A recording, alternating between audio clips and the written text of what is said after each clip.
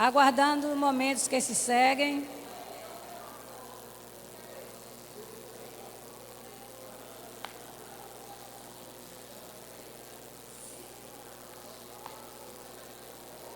Conhecendo a intenção de Deus de que cada grupo social e étnico experimente sua salvação, somos chamados a nos comprometer com sua missão. Assim como Israel, como nação, foi ordenado a ser luz para o gentio.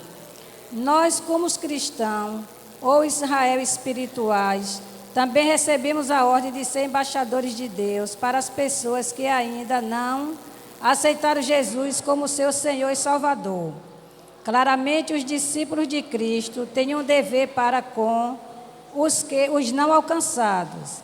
A boa notícia é que não precisamos necessariamente ir até os confins da terra para encontrar ou não alcançados. Existem em todos os contextos e ambientes pessoas que ainda não responderam ao Evangelho. Podem ser nosso vizinho, colegas de trabalho ou estudos, nossos clientes, pacientes ou alunos. Podemos nos deparar com eles como imigrantes, refugiados, estudantes internacionais, diplomatas ou empresários internacionais. Seja qual for o contexto social, cultural e religioso, as pessoas não alcançadas que encontramos e às quais ministramos, precisamos reconhecer que não podemos ministrar efetivamente a qualquer grupo social, sem antes nos libertarmos da estereótipos, preconceitos e discriminação contra eles. Portanto, precisamos orar para que Deus nos liberte de tais procedimentos.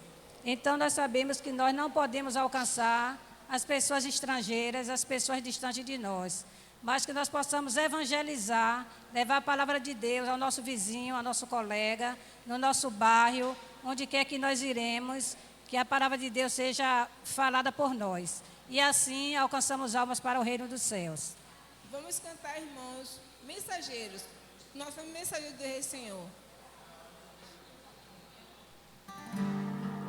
Todos juntos cantemos, em uma só voz. Passa para cá, porque nesse vento na garganta.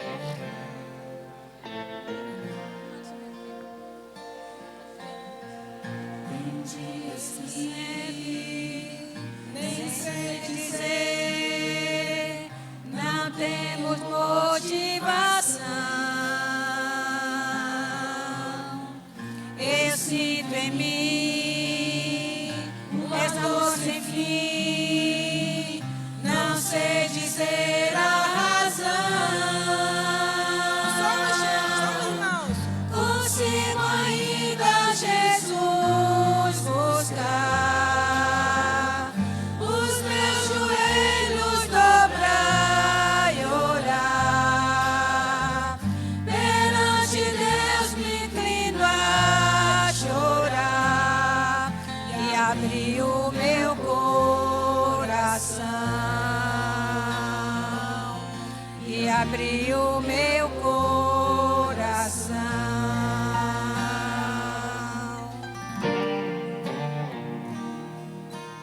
E nos sentimos assim, irmão. Vamos louvar, vamos louvar. Já posso ver o sol brilhar e o vento a paz vem soprar, sem hesitar, e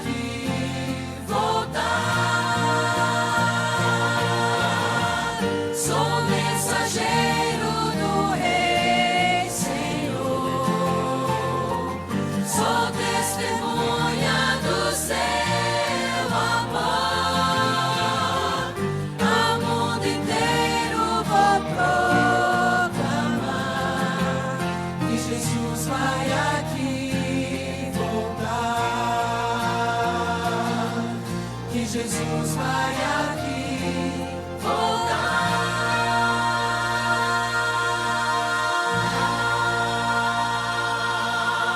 Amém, Senhor. Amém.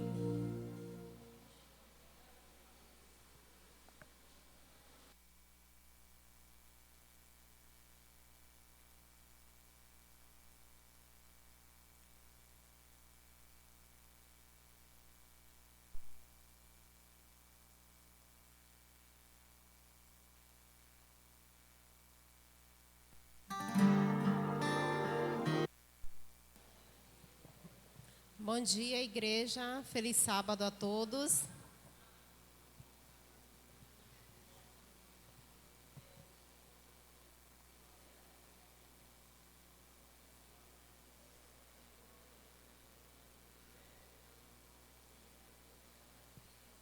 Vamos dar início aos nossos anúncios da semana.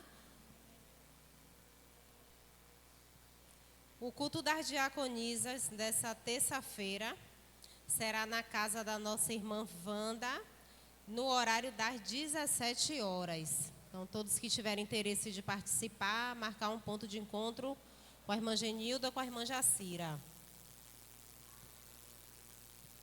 Aniversariante da semana. Eu confesso que durante todo o ano, eu acho que essa semana que mais tem aniversariantes, viu?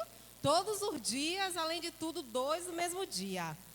Amanhã, que é dia 17, nós teremos o aniversário da nossa irmã Daniela, que não está aqui, né? Mas Lu está, o bolo vai ser lá amanhã. E da nossa irmã Joca também, que é amanhã também no domingo. No dia 19, que é na terça-feira, do nosso irmão Alex, que está ali em cima. No dia 21, que é na quinta-feira, temos o aniversário da nossa irmã Lara. Também, nesse mesmo dia 21, tem o aniversário da nossa irmã Elizabeth, que também está ali. No dia 22, que é na sexta-feira, tem o aniversário de Fabiana, né, a filha de Thaís. E na sexta-feira também, dia 22, também tem o aniversário de Janete, né, irmã de Meirinha. Então, durante toda essa semana, nós temos diversos irmãos nossos que estão aniversariando, né? É um momento de a gente ter aquele contato com eles, né? Ir na casa, fazer uma visita. Então, temos diversas oportunidades durante essa semana. Nosso culto de gratidão do dia 31, né, começará no horário das 16h30. Terá o tema que chama bastante atenção, que está ali, né? Grato ou abençoado, né? Acho que esse é um tema para a gente já ir refletindo, né? E será no dia 31, então todos já podem se programar, né? A nossa oferta de gratidão, a nossa árvore já está ali.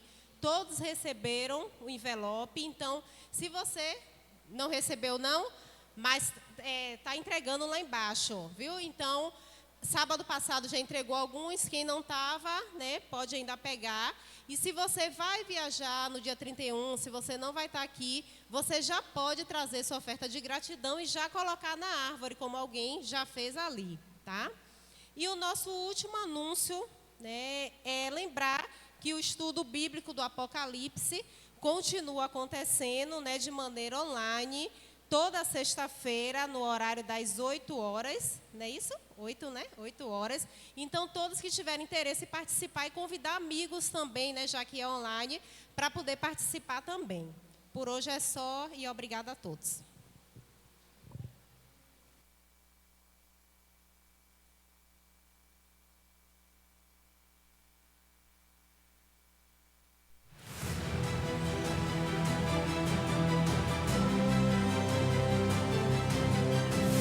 Provai e vede. História de hoje, Santo ao Senhor. Você já se perguntou sobre o significado da palavra santo? Na Bíblia, santo significa separado para um propósito sagrado. Há coisas que Deus estabelece na Bíblia como sagradas. Alguns exemplos são o próprio Deus, os anjos, seu tabernáculo, sua lei, seu povo, o sábado e o dízimo. O que poucos cristãos sabem é que as ofertas também são consideradas santas ou sagradas. As duas ofertas expiatórias e as ofertas pelo pecado e pela culpa, por exemplo, são consideradas santíssimas. As ofertas de cereais e alimentos são descritas como a parte santíssima e sagrada. Como as ofertas são tão importantes, Salomão nos ensina a adorar a Deus através delas sempre que recebemos recursos. Ele diz: honre o Senhor com todos os seus recursos e com os primeiros frutos de todas as suas plantações. E Deus promete através de Salomão: os seus celeiros ficarão plenamente cheios e os seus barris transbordarão de vinho.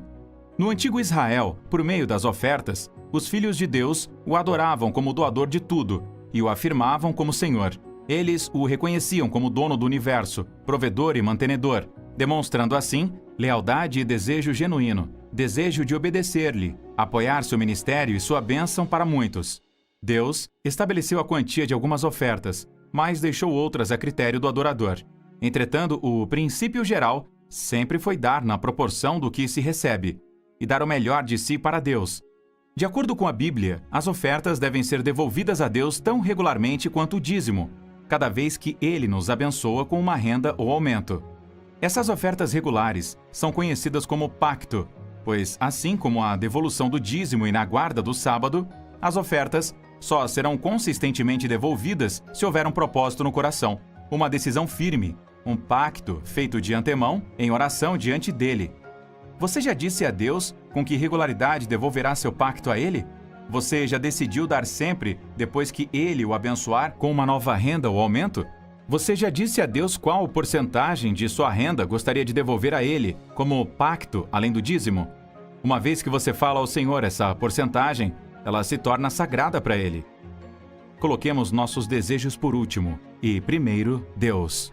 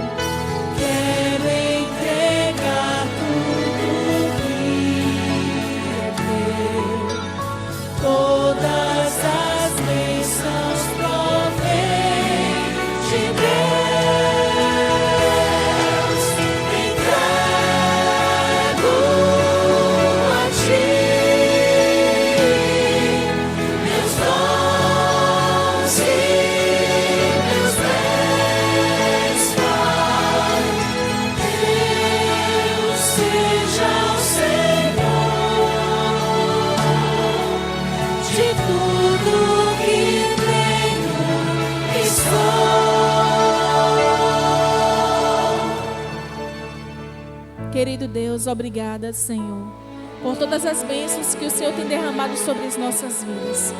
Aceite, Senhor, as ofertas e a devolução dos dízimos, Senhor. Que o Senhor abençoe os pais, os desempregados que não puderam devolver nem as ofertas nem os dízimos. Que o Senhor abra as portas de emprego para eles também. Em nome de Jesus. Amém.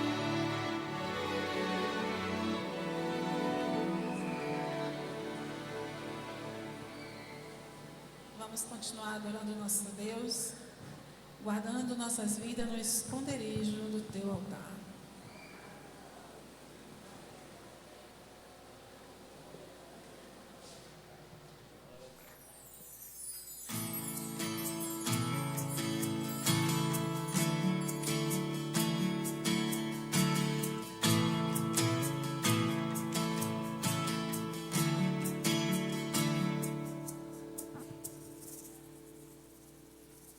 Aquele que habita no esconderijo do Altíssimo e descansa à sombra do Onipotente. Vocês.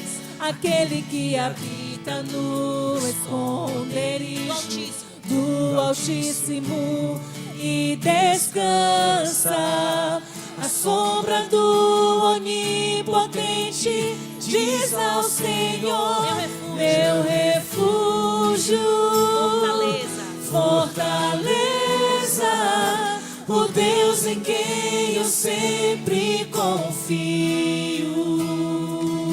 Nenhum laço, nenhum laço, nem veneno, flecha vão me atingir, pois eu me escondo em ti.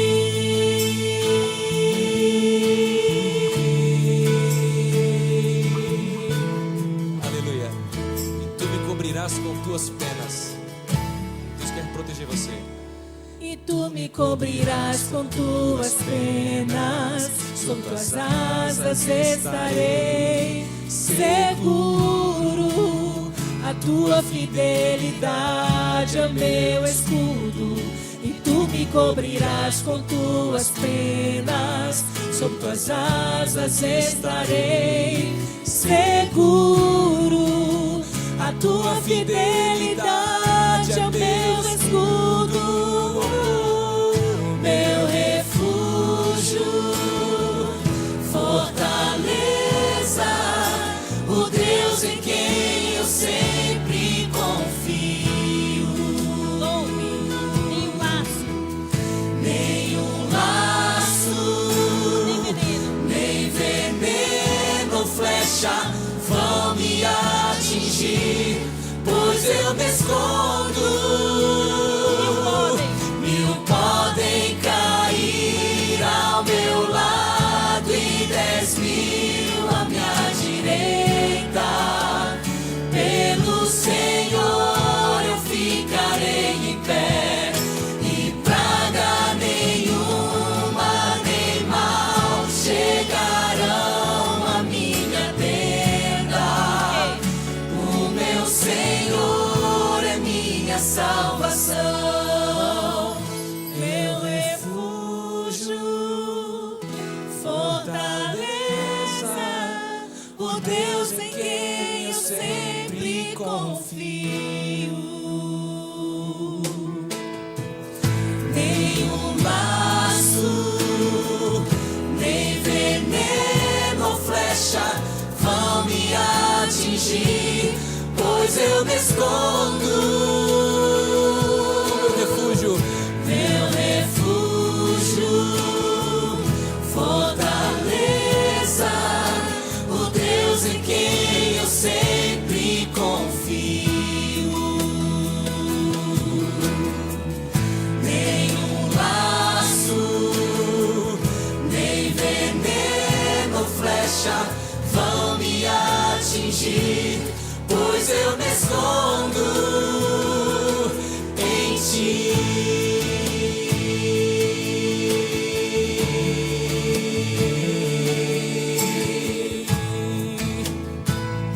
Amém. Deus seja louvado. Amém. Por sua proteção, por seu cuidado a cada dia, né?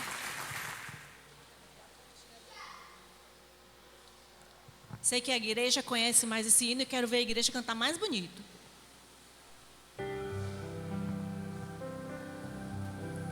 Vamos orar a Deus e pedir que Ele nos ajude a brilhar por Ele.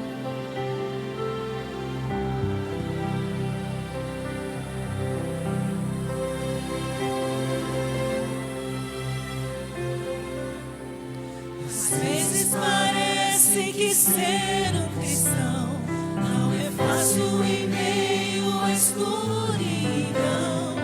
Ainda mais se eu pensar que não é minha luz, mas a união com Deus que o brilho produz.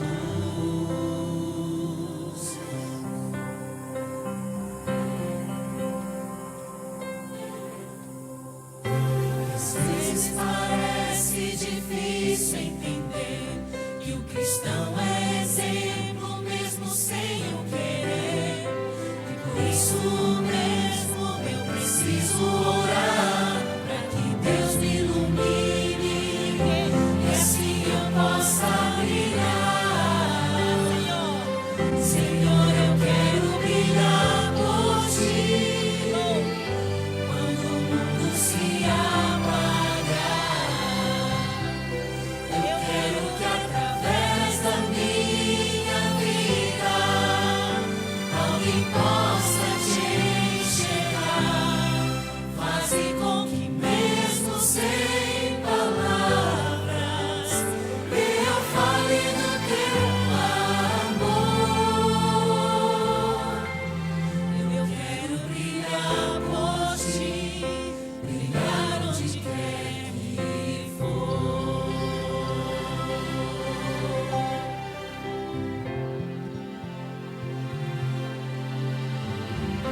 Às vezes eu temo que vou fracassar, pois eu sei que errei e continuo a errar. Mas a minha luz parece extinguir-se. Meu Deus, me dá força pra prosseguir.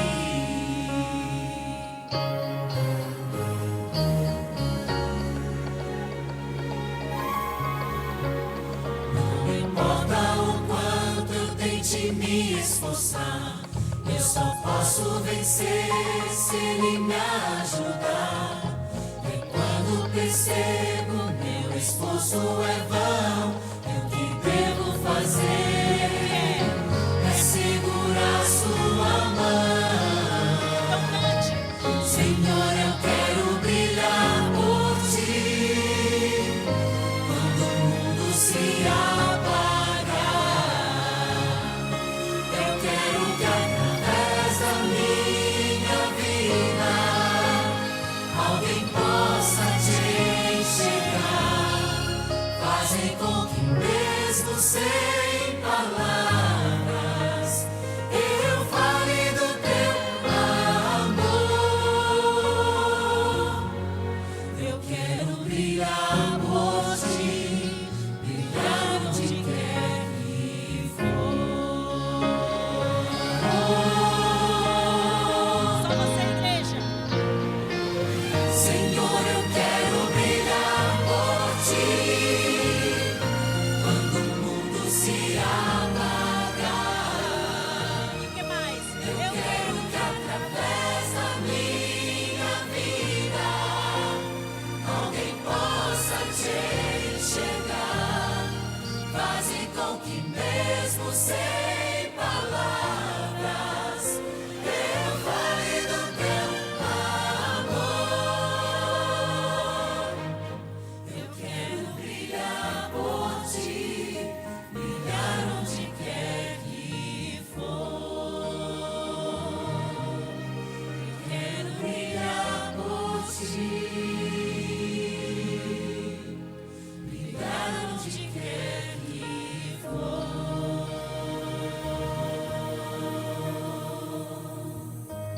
Ah, Senhor, coloque esse desejo cada dia mais forte em nosso coração, ó Deus. Que a gente possa brilhar por Ti, não só hoje, mas fortemente em 2024, meu Deus. Essa é a nossa oração em nome de Jesus. Amém.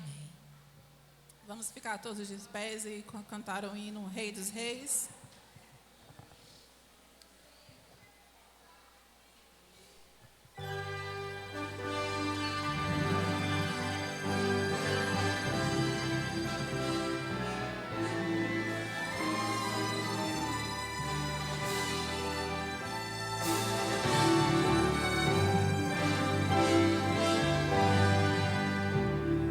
Rei dos Reis.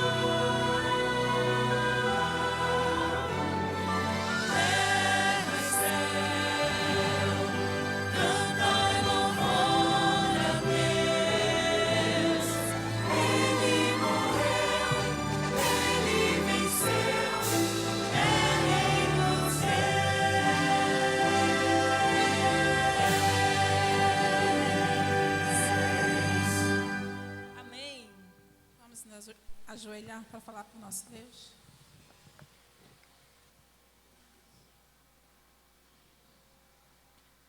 Santo e magnífico Deus, exaltamos, Senhor, o Teu nome através dos louvores. E neste momento, Senhor, nos prostramos diante de Ti com um coração agradecido e regozijado. Mais um agradecimento, Senhor, por nos sustentar, por nos, Senhor, nutrir com a Tua bondade e a Tua misericórdia. Estamos cansados, Senhor, às vezes de lutarmos com nossas próprias forças e sem sucesso. Mas, Senhor, Te buscamos para que o Senhor nos dê força, nos dê o alimento espiritual, nos dê, Senhor, o descanso que o Senhor somente pode nos dar. Por favor, Senhor, nos ajuda naquilo que humanamente nós não conseguimos, com as nossas mãos, com as nossas atitudes. Por favor, Senhor Jesus, eu te peço, derrama sobre nós o Teu Espírito Santo e nos conduz, Senhor, na caminhada. Que o Teu olhar, na Tua bondade nos alcance e nos dê, Senhor, a sabedoria, a resiliência. Estamos enfraquecidos, mas o Senhor é que pode nos fortalecer.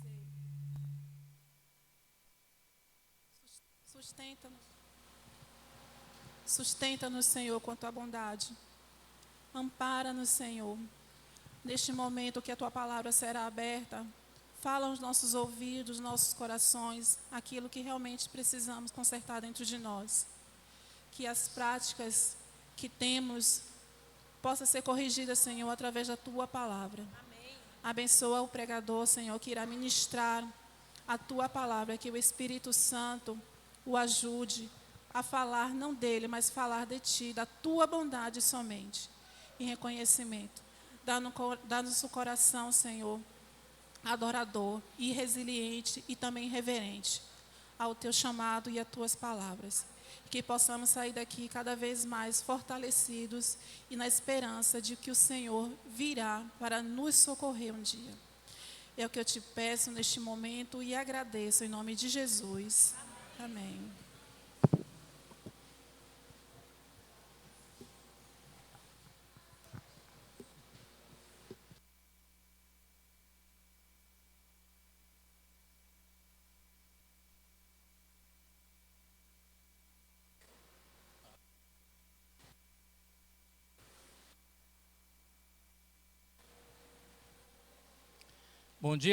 Bom dia, povo de Deus. Feliz sábado a todos. É bom estar aqui na casa do Senhor para louvar e engrandecer o seu santo nome. Como diz o hino, Rei dos Reis e Senhor dos Senhores, né? E somente a Ele a honra, a glória e o poder para sempre, né? Que o Senhor abençoe a leitura da sua palavra. Que somente o nome dele seja exaltado aqui nessa manhã, né? Segunda Reis, vamos ver a mensagem que o Senhor tem reservado para nós essa manhã. Segunda Reis, capítulo 18.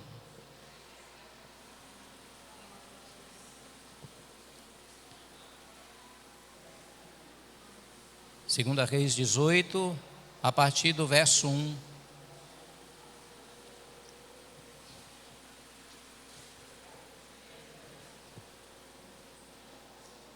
Todos encontraram? Segunda Reis 18, capítulo 18 e o verso 1. E sucedeu que, no terceiro ano de Oséias, filho de Elá, rei de Israel, começou a reinar Ezequias, filho de Acás, rei de Judá. Verso 2: tinha 25 anos de idade, quando começou a reinar, e 29 anos reinou em Jerusalém. E era o nome de sua mãe Abi, filha de Zacarias. E o verso 3: e fez o que era reto aos olhos do Senhor, conforme tudo que fizera Davi, o seu pai. Esse relato que nós vamos discorrer ao longo dessa mensagem é conhecido de toda a igreja. Mas para cada relato nós tiramos mensagens para a nossa vida diferentes. Aqui fala do rei Ezequias, que começou a reinar em Israel, sucedendo seu pai Acás. A história diz que Acás foi um rei que fez o que era mal aos olhos do Senhor. No reinado de Acás, ele adorava ídolos, era um reinado de tremenda apostasia. E quando seu filho Ezequias assumiu o trono, ele seguiu uma linha diferente da de seu pai. Ezequias foi um dos poucos reis de Israel que teve a coragem de derrubar os ídolos que Israel estava adorando, ao invés de adorar o Deus verdadeiro. Ezequias então seguiu uma linha diferente, restabeleceu o culto ao Deus verdadeiro, abriu a casa do Senhor para adoração, convocou os sacerdotes, os levitas para oficiarem no templo e derrubou todos os ídolos, todos aqueles ídolos que o povo de Israel começou a adorar. Inclusive a serpente que Moisés tinha feito no deserto, o povo de Israel ali estava adorando, estava prestando culto, e Ezequias então destruiu. E foi um homem, diz aqui o relato, que fez o que era reto, um rei que fez o que era reto aos olhos do Senhor. O reinado de Ezequias foi comparado ao reinado de Davi. Foi um homem que se colocou à disposição do Senhor e restabeleceu o culto e a adoração ao Deus verdadeiro, porque estava uma verdadeira apostasia no reinado de seu pai Acás. E ele então agora convocou o povo de Judá, de Israel, para celebrar a Páscoa que há muito tempo eles haviam deixado. Estavam em tremenda apostasia. Só que no reinado de Ezequias, naquele período, havia um rei Senaqueribe, rei dos assírios, um povo que era muito poderoso na época, era o maior império da época e tinha um exército muito poderoso. E esse rei Senaqueribe havia conquistado muitas nações, muitos reinos, havia destruído muitos reis, muitos soldados, outros exércitos. Era um exército muito temido na época, era o maior exército do império naquela época. Depois da morte de Salomão, o rei Salomão, os israelitas foram divididos em dois reinos. O reino do norte, que tinha a sua capital em Samaria, e o reino do sul, que era a capital Jerusalém, que era governada pelo rei Ezequias agora. E o rei Senaqueribe, com seu exército, vinha devastando cidade após cidade, inclusive a cidade do reino do norte, Israel. Ele havia tomado toda e escravizado aquele povo. E ele começou a invadir também as cidades fortes de Judá, cuja capital era Jerusalém. Ele tomou todas as cidades. Segundo alguns historiadores, 46 cidades em Judá, o rei Senaqueribe tomou. E era um povo cruel e implacável. Era temido por todos os povos. E o rei Ezequias ficou sabendo que Senaqueribe estava vindo para fazer um cerco em Jerusalém e invadir Jerusalém. E ele começou a mandar alguns presentes para o rei: ouro, como se fosse um tratado de paz. Só que o rei Senaqueribe não desistiu da ideia de invadir Jerusalém. E ele então, o rei Senaqueribe, mandou 3 oficiais da mais alta patente do seu exército para levar a mensagem e uma carta ao rei Ezequias. Interessante que o povo assírio, os assírios, eles tinham uma tática interessante. Os 3 oficiais que foram até Jerusalém, eles não foram conversar exatamente com o rei Ezequias numa sala. Eles fizeram como se fosse um discurso público. Chegaram e começaram a ameaçar e falar das conquistas do exército do povo assírio, do rei Senaqueribe, como eles destruíam os povos, os exércitos e os reis e os deuses daqueles povos. E assim seria com o povo que morava ali em Jerusalém, com Ezequias, e o Deus que Ezequias servia também de nenhuma forma iria defendê-lo como os outros deuses não defenderam. Só que eles chegaram e começou uma guerra psicológica. Os assírios agiam assim. Começou a amedrontar, colocar medo no povo que morava ali em Jerusalém. Eles queriam de alguma forma já ganhar a guerra de forma psicológica. E no verso 33 desse mesmo capítulo, capítulo 18, olha só o que os mensageiros estavam falando para aquele povo. Porventura os deuses das nações puderam livrar cada um a sua terra das mãos do rei da Assíria? Que é feito dos deuses de Ramate e de Arpade? Que é feito dos deuses de Sarfavaim, Rena e Iva? Porventura livraram a Samaria da minha mão?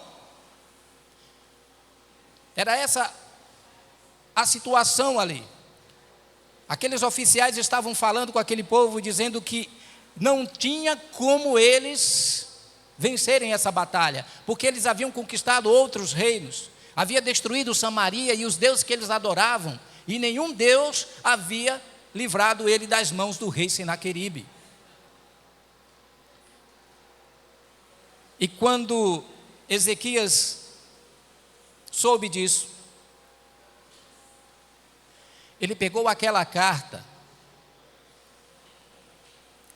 mandada pelo rei Senaqueribe e levou até o altar do Senhor.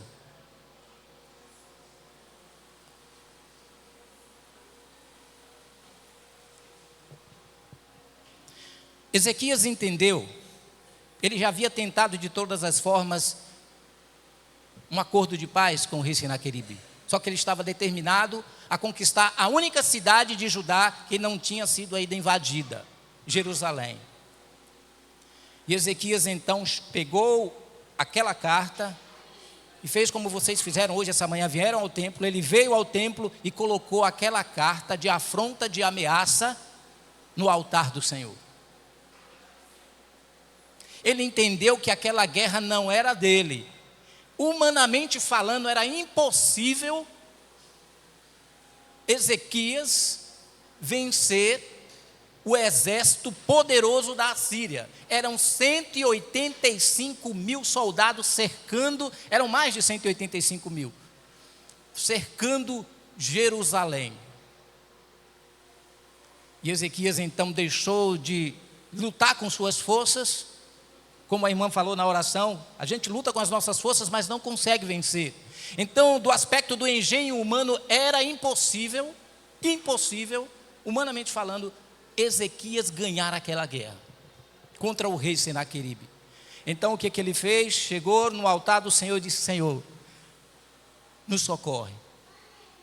E orou ao Senhor pedindo ajuda, e mandou alguns mensageiros ir ter com o profeta Isaías para ver a resposta do Senhor.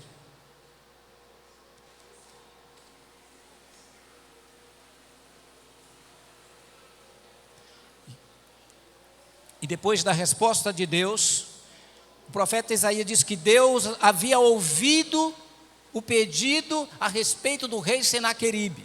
Deus ouve as nossas orações. E o que Ezequias voltou e disse ao povo: esforçai-vos e tende bom ânimo. 2 Crônicas, capítulo 32 e o verso 7.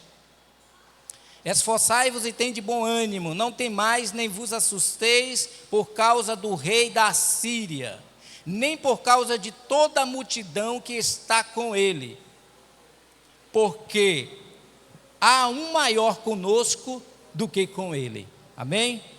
Com ele está a força, com ele está o braço da carne, mas conosco está o Senhor Deus, para nos ajudar e para guerrear as nossas guerras. E o povo descansou nas palavras do rei Ezequias. Deus falou: Ezequias, pode descansar, porque esse rei Senaqueribe, pelo mesmo lugar que ele veio, ele vai voltar. E Deus não permitiu que o rei Senaqueribe invadisse a cidade de Jerusalém. O rei Senaqueribe havia afrontado o próprio Deus, dizendo que assim como foram com os outros deuses das outras nações, seria com Deus de Ezequias. Deus poderia mandar exércitos ali para destruir aquele exército de Senaqueribe, mas o relato diz que Deus mandou apenas um anjo naquela noite e destruiu 185 mil soldados. Porque o Senhor Deus é conosco, é Ele quem trava as nossas batalhas, e Ezequias entendeu isso. Irmãos, precisamos entender uma coisa, na nossa vida cristã, nós temos duas lutas, e se nós entendermos isso, nós já vamos ter progredido muito. Existem duas lutas na vida do cristão, duas. A luta contra o pecado, contra o inimigo, contra o mau caráter, contra os maus hábitos, e a peleja da fé. Vamos abrir a nossa Bíblia, vai continuar aberta, vamos para o livro de 1 Timóteo, lá no Novo Testamento, vamos dar um pulo aí para o Novo Testamento. Timóteo capítulo 6 e o verso de número 12. Timóteo 6, capítulo 6 e o verso 12.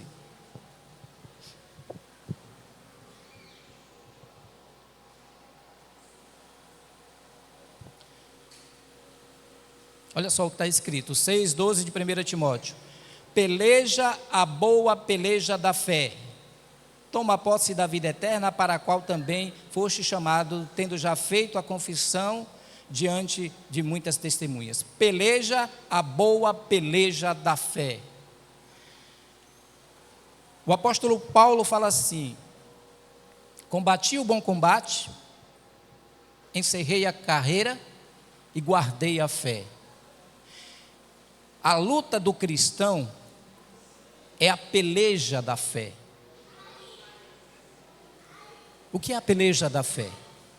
É a luta para ficar perto de Deus. É a luta do relacionamento. Sabe por quê, irmãos? Porque com a nossa natureza, pecadores, com tendência para o mal, não é fácil. Por isso o apóstolo Paulo disse assim: ó, miserável homem que sou, quem me livrará do corpo dessa morte? Porque aquilo que eu quero fazer, eu não consigo fazer. Mas aquilo que eu não quero, eu faço, e já não sou eu o pecado que habita em mim. Mas no verso seguinte ele diz: mas dou graças a Deus por quem? Por Jesus Cristo. Então é Ele que nos dá a vitória. Então, ao invés de concentrar toda a sua força, toda a sua energia, todo o seu vigor para tentar vencer o inimigo, que é uma luta de Deus, você concentra a sua força e a sua energia para ficar perto de Deus. Porque é Ele quem vai travar as nossas batalhas. É Ele quem nos dá a vitória. Existe um outro relato aí mesmo no livro de Crônicas. 2 Crônicas capítulo 20.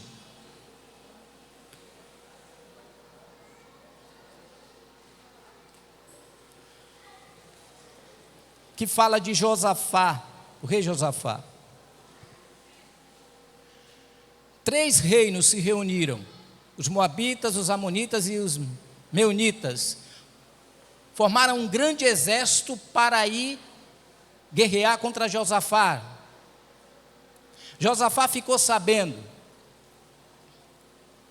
E assim como Ezequias, ele colocou a situação diante de Deus. E no capítulo 20, o verso 12, olha o que ele diz: ah, Deus nosso, porventura não o julgarás, porque em nós não há força perante essa grande multidão que vem contra nós, e não sabemos nós o que faremos, porém os nossos olhos estão postos em quem? Estão postos em Ti.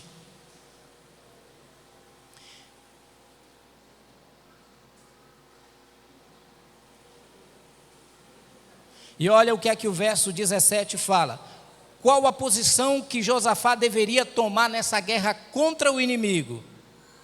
Nesta peleja, não tereis que pelejar, parai e estai em pé, e vede a salvação do Senhor para convosco, ó Judá e Jerusalém. Não temais, nem vos assusteis, amanhã sai-lhes ao encontro, porque o Senhor será convosco. E o Senhor deu a vitória ao rei Josafá. Por quê? Porque ele lutou e pegou. Josafá tinha um exército, mas ele venceu aqueles 3 reinos, aqueles povos, aquele exército com a força do seu braço? Não. Ele colocou a situação diante do Senhor. Ah, Senhor Deus, vem contra nós uma grande multidão, mas em nós não há força alguma. E Deus disse assim: Josafá, fica parado, fica aí e contempla o livramento que eu vou te dar. Porque aquela luta não era de Josafá, era de Deus. E às vezes nós estamos há 5, 10, 15, 20 anos na igreja, lutando e a vitória não vem. E a gente luta, a gente tenta de um lado, tenta de outro, e a vitória não vem, a gente não consegue vencer os traços de mau caráter, a gente não consegue vencer hábitos antigos que nós herdamos, aqueles que não nasceram num lar evangélico, que herdaram lá do passado, e a sua luta é constante, você não consegue a vitória. Sabe por quê? Porque você está lutando uma luta que não é sua. A luta, irmãos, para vencer o mau caráter, para vencer os maus hábitos, para vencer o inimigo, não é nossa, é de Deus. E por isso que não vem a vitória. Como a irmã falou na oração, por isso que não vem a vitória. Porque nós estamos lutando uma luta que é de Deus. Não há força alguma em nós para vencer o inimigo. A nossa segurança, o nosso sucesso está em se esconder no esconderijo do Altíssimo. Aquele que habita no esconderijo do Altíssimo. Olha a colocação da palavra de Deus, aquele que habita. Habitar é morar. Habitar não é você chegar lá e ficar um dia ou 2. Habitar é morar. Morar no esconderijo do Altíssimo é você correr para Deus. Então, para de lutar contra as forças do mal, porque contra um poder espiritual, só um outro poder espiritual. O que nós devemos fazer é fazer como Ezequias fez, fazer como Josafá fez, chegar no altar do Senhor e colocar: Senhor, essa luta não é minha, ela é do Senhor. Por isso, a palavra de Deus, através do apóstolo Paulo, fala: combati o bom combate. Uma luta boa? Que luta boa é essa? É a luta do relacionamento. É a luta para ficar, porque com a nossa natureza não é fácil. Às vezes tudo que a gente não quer é ler a Bíblia. Às vezes tudo que a gente não quer em certos momentos é orar. Então essa é uma luta, e para essa luta Deus nos ajuda. Deus nos capacita, Deus nos dá o seu Espírito Santo. Isso vem com uma prática, não é uma coisa que você vai vencer da noite para o dia. É dia a dia, dia a dia. Todos nós temos essa luta dia a dia. A luta para ficar perto de Deus. E quando você corre para os braços de Cristo, Ele muda você. Ele transforma o teu caráter. Aquilo que você há muito tempo queria deixar e não conseguia, e quando você se aproxima de Cristo, você começa a deixar. Aquela comida que era atrativa para você já não interessa mais. Mentiras, uma coisa que você fazia constantemente, já não faz mais parte da sua vida. Foi porque você lutou para isso? Não. Você se aproximou de Cristo. E o poder do Espírito Santo, o poder de Deus em nossa vida, causa essa mudança.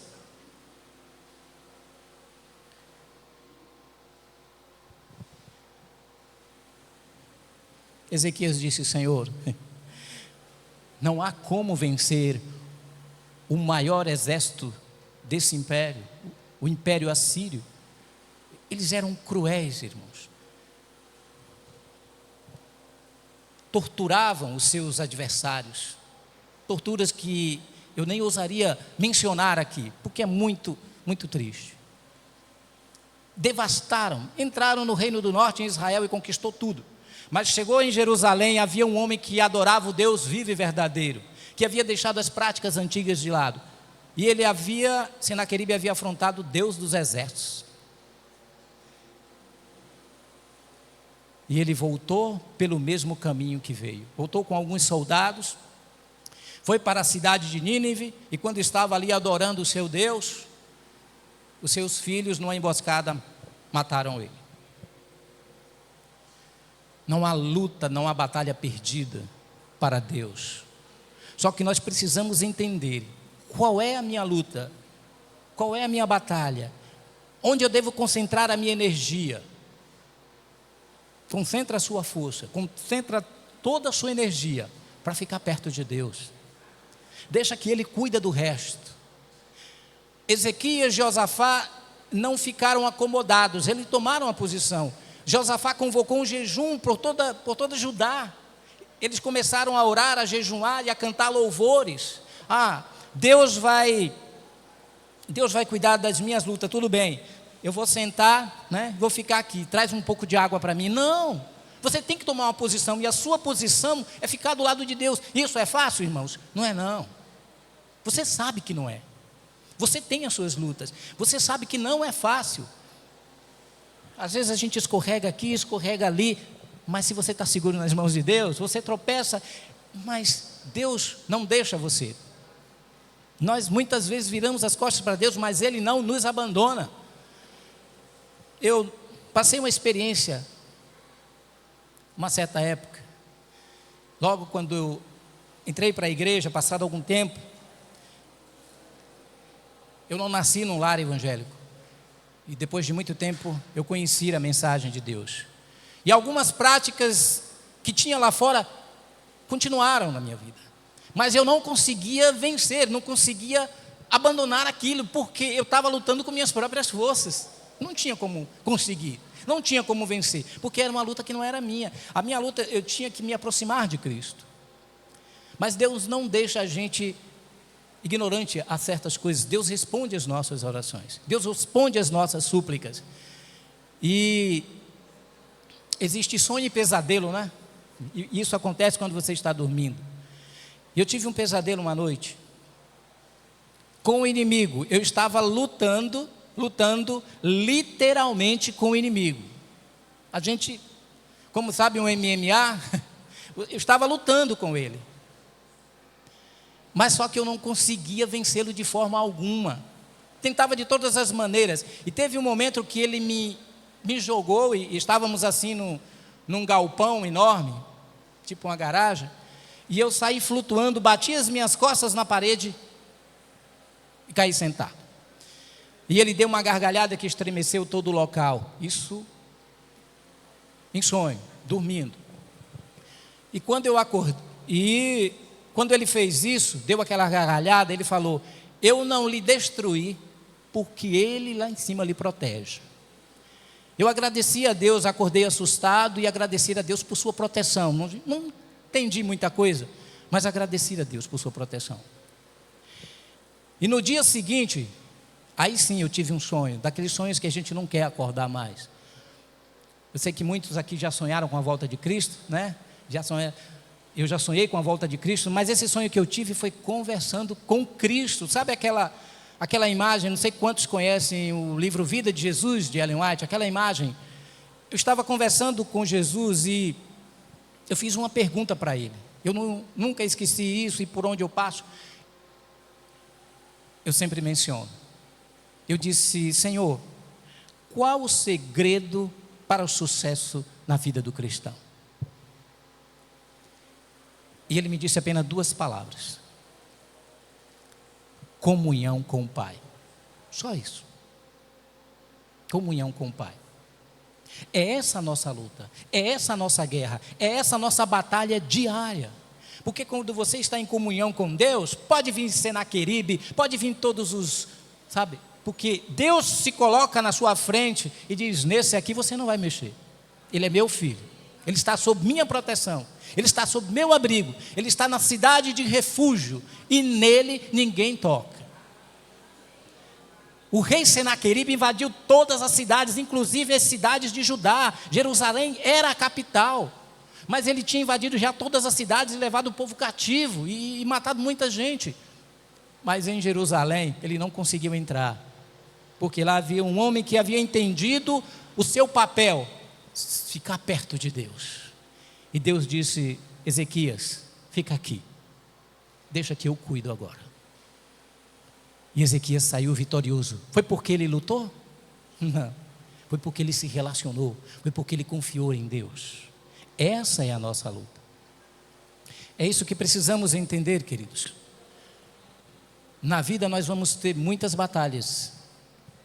A coisa não vai ficar melhor. Nós sabemos disso. Mas entenda o seu papel nessa guerra. Ficar perto de Deus. Entenda a sua luta nessa guerra. Se relacionar com Cristo. O apóstolo Paulo, ele diz assim: não mais eu vivo, Cristo é quem vive em mim. Não são mais os meus interesses. Não é o que eu quero, não é o que eu penso. É o que Ele quer fazer através de mim. Um instrumento em suas mãos.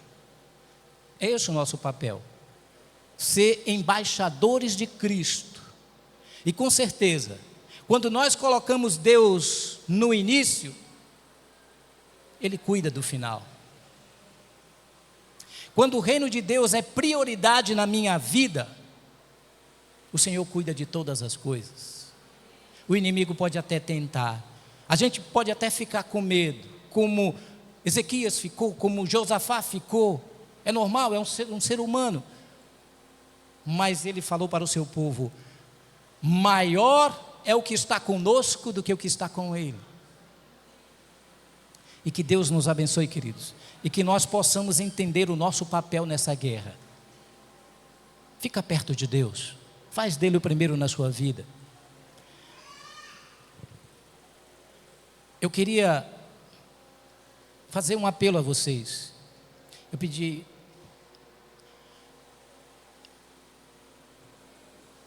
quando Senaqueribe ameaçou Ezequias, Ezequias pegou aquela carta, pegou aquele desafio, que na verdade estava afrontando Deus vivo, foi até o templo do Senhor, com a carta na mão, e colocou lá no altar do Senhor, e disse: Senhor, o inimigo quer me destruir, mas eu trago aqui a ameaça que ele trouxe, para que o Senhor me dê a vitória. Eu não sei qual é a sua luta, cada um de nós tem desafios a vencer, tem traços de caráter a serem reparados, tem hábitos a serem abandonados. Todos nós temos desafio dia a dia, constantemente. Mas eu quero convidar a você, assim como Ezequias fez. Se você tem algo que você precisa vencer, e há muito tempo você está tentando, mas não consegue, e talvez seja esse o motivo, você está lutando uma luta que não é sua. Eu queria convidar você, mesmo que simbolicamente, trazer a sua carta, a afronta que você recebeu do inimigo, e colocar aqui no altar do Senhor.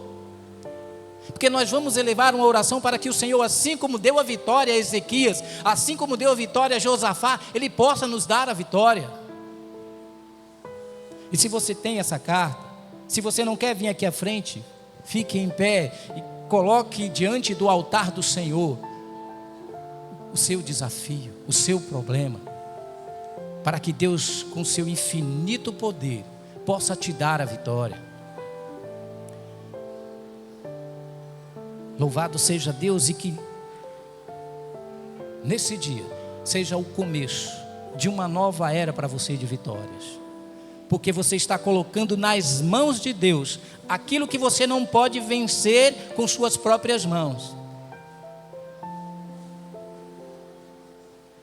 Eu quero orar com você agora, e quero pedir ao Senhor dos Exércitos, Deus Todo-Poderoso, o grande arquiteto do universo, que tome em suas poderosas mãos as nossas batalhas,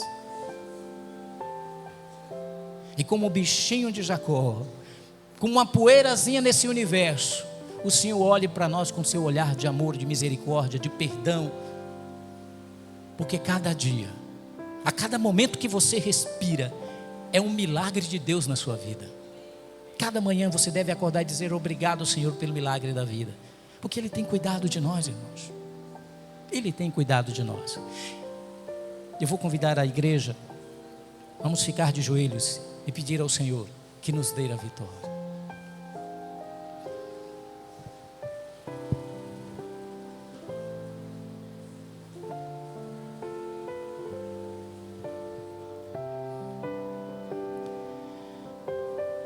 grande e eterno Senhor, supremo Criador de todas as coisas, grande arquiteto do universo, Deus poderoso, Deus forte,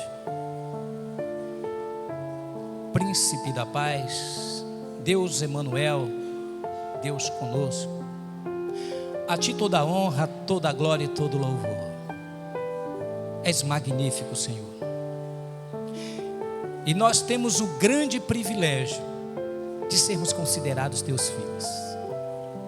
Muitas vezes filhos rebeldes, ingratos, desobedientes, mas nós estamos aqui, Senhor, no Teu altar, pedindo que tire de dentro de nós tudo aquilo que o Senhor não colocou. Aqui estão os Teus filhos, trazendo uma carta de afronta, trazendo problemas pessoais, desafios, traços de caráter, hábitos precisam ser mudados, Senhor.